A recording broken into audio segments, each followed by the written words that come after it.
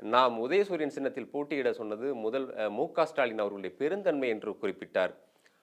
அதற்கு இவர் தற்போது எதுவும் விளக்கம் சொல்ல முடியுமா? இப்போது வரை அவர் திமுகவுடன் கள்ள உறவில் தான் இருக்கிறார் என்ற குற்றச்சாட்டை அவர் வைத்ததும் உடனடியாக குறுக்கிட்ட மல்லை சத்யா அவர்கள் 4½ ஆண்டுகளுக்கு முன்பு நடந்த ஒரு விஷயத்தை தற்போது கேட்கிறீர்களே, அப்போது நான் சொன்னதற்கு காரணம் கூட்டணியினுடைய தலைமை கட்சி, அதற்காக ஒரு நன்றி தெரிவிக்கும் விதமாக நான் ஸ்டாலின் அவர்கள் குறித்து அப்படி தெரிவித்தேன்.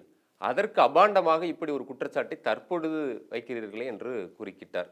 அதற்கு பிறகு கடைசியாக பேச வந்த மதிமுகவுடைய பொதுச் செயலாளர் வைகோ அவர்கள் அண்ணா பிறந்தநாள் மாநாட்டிற்கான நிதி சேகரிப்பு மாவட்டந்தோறும் செயல் வீரர்கள் கூட்டம் நடத்த வேண்டும், அதில் நான் வந்து கலந்து கொள்வேன் என்று இதெல்லாம் பேசிய பிறகு கடைசியாக மல்லை சத்யா விஷயத்திற்கு வந்தார்.